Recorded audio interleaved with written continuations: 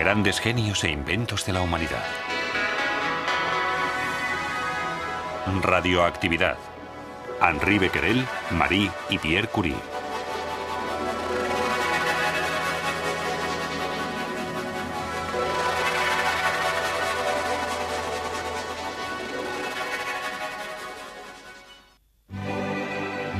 Würzburg, 8 de noviembre del año 1895. Facultad de Física de la Universidad.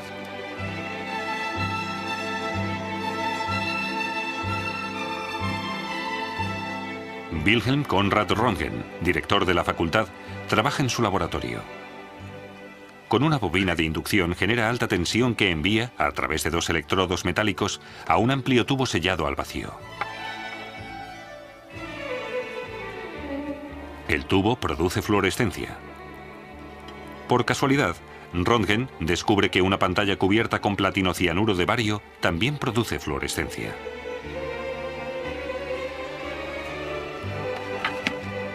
Röntgen sigue investigando el fenómeno. Cubre el tubo con un papel negro.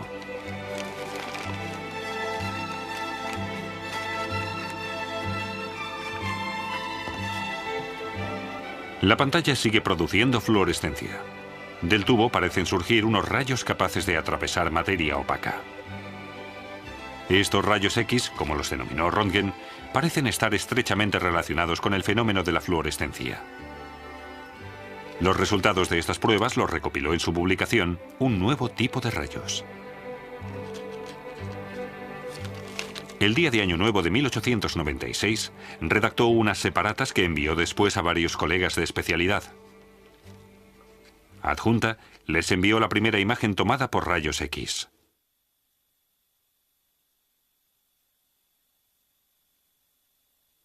Uno de los destinatarios fue el matemático y astrónomo francés Henri Poincaré, de París.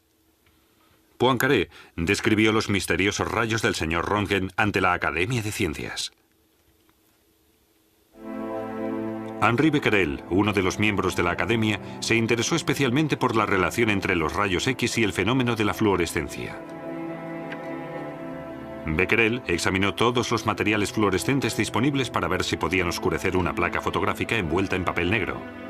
Obtuvo el primer resultado positivo con cristales de sulfato de uranio y potasio. La placa fotográfica se había oscurecido dibujando su silueta. Becquerel pensó que los rayos X necesitaban el estímulo de la luz solar para poder producir el oscurecimiento.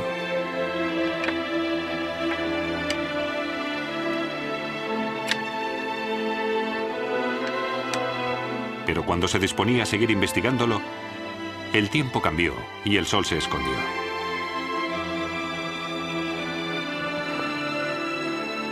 Becquerel esperó a que mejorara el tiempo y guardó el material preparado para la prueba en un sitio oscuro. Allí permaneció varios días.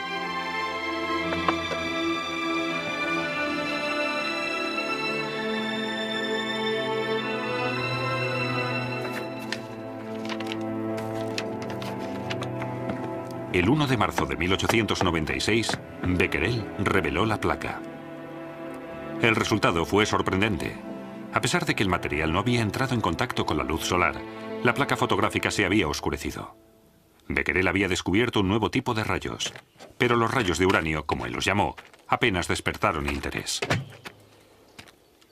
Este escaso interés por parte del mundo científico lo aprovechó en París una joven científica para investigar los rayos de uranio. Marie Curie. Esta estudiante polaca, Maria Sklodowska, se había casado con el conocido físico Pierre Curie el verano de 1895. Su primer trabajo científico fue un estudio más bien irrelevante de las propiedades electromagnéticas del acero. Sin duda obtuvo ayuda de Pierre, un experto en el campo del magnetismo.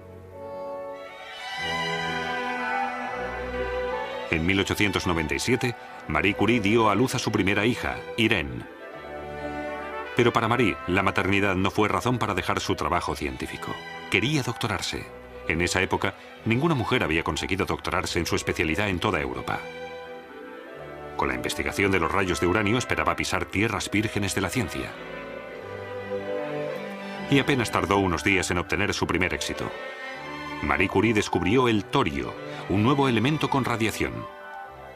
Más tarde afirmó que la actividad de los compuestos de uranio o torio es siempre proporcional al número de átomos de uranio o torio que contengan, independientemente del tipo de combinación química de la que se trate. Pero había dos minerales uraníferos, entre ellos la pechblenda, con una radiación mayor de la que les correspondería por su contenido de uranio. Así que se dispuso a fraccionarlos. Los Curie comenzaron su primera prueba con 100 gramos de pechblenda. Marie disolvió la pechblenda triturada en ácido y separó los elementos que contenía con los métodos clásicos de la química analítica.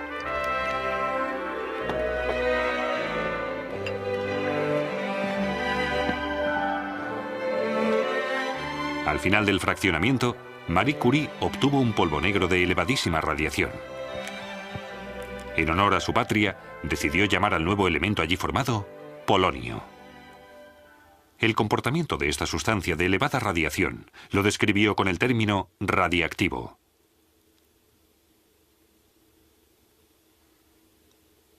Aparte de este, la pechblenda parecía contener otro elemento altamente radiactivo, el radio.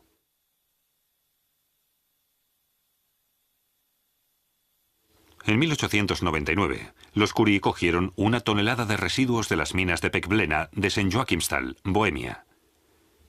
Y precisamente residuos porque el uranio originario ya había sido extraído de ellos.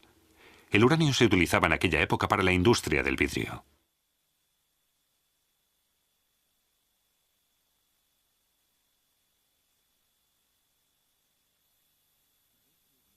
Marie Curie se encargó de la escrupulosa separación de los materiales, mientras que Pierre se ocupó de las mediciones.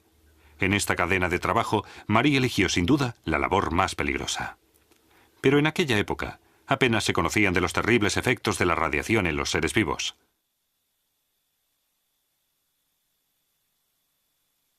Cuando entraba en su laboratorio por las noches, percibía allí la luz que surgía del compuesto de elementos radiactivos. Señal inequívoca de que estaba a solo un paso de su objetivo. En 1902 lo consiguió. Marie Curie consiguió aislar 1/10 de gramo de radio puro. Un año después, Pierre y Marie Curie recibieron el Premio Nobel de Física.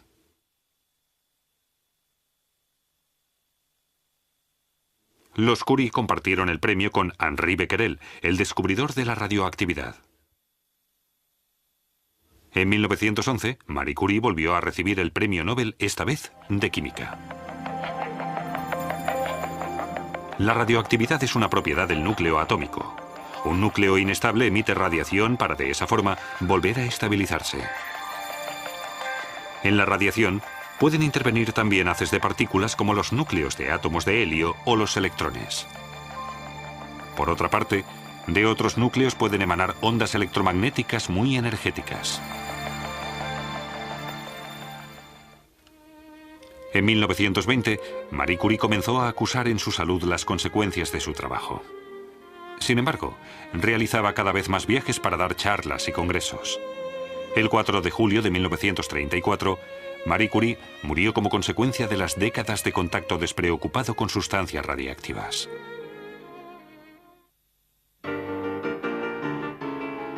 Pronto surgieron las primeras aplicaciones médicas del radio. Se utilizaban parches de radio para tratar tumores cancerígenos.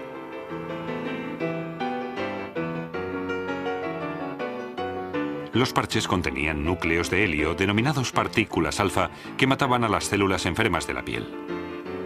Una forma temprana de radioterapia.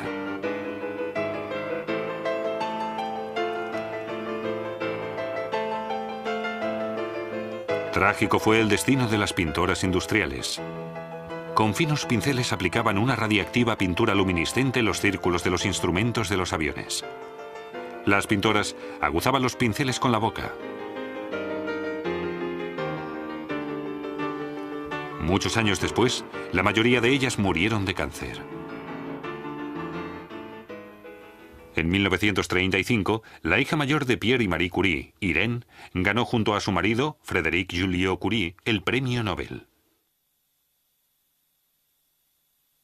Un año antes habían descubierto que las emisiones de un núcleo atómico podían inducir emisiones radiactivas en otro.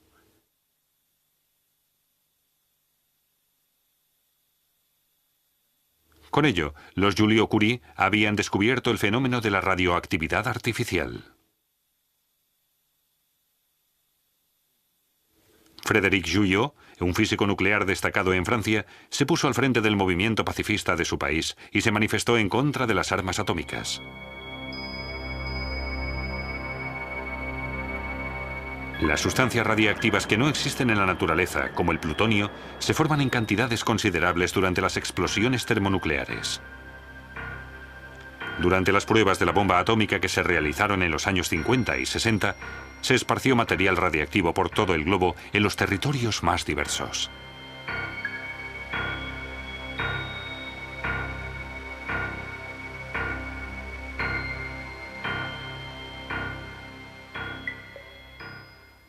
La producción de isótopos radiactivos se lleva a cabo de forma controlada en los aceleradores de partículas y en grandes cantidades en los reactores nucleares para su uso científico, técnico y médico.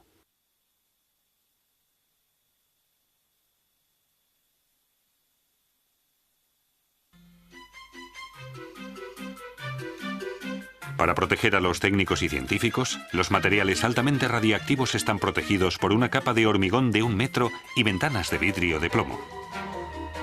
Mediante los denominados manipuladores se pueden realizar de una forma segura todos los procesos, incluido el fraccionamiento de compuestos radiactivos.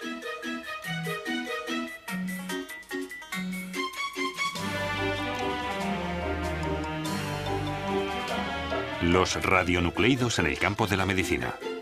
Los compuestos radiactivos indicados se concentran en el tejido afectado y ayudan al cirujano a localizar las células cancerígenas.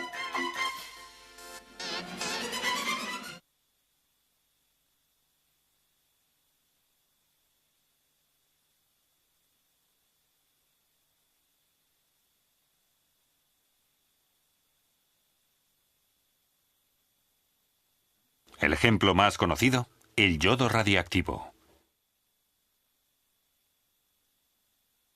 El yodo radiactivo, aquí administrado en forma de líquido, se concentra principalmente en el tiroides. La aplicación controlada de la radiación permite curar una disfunción glandular.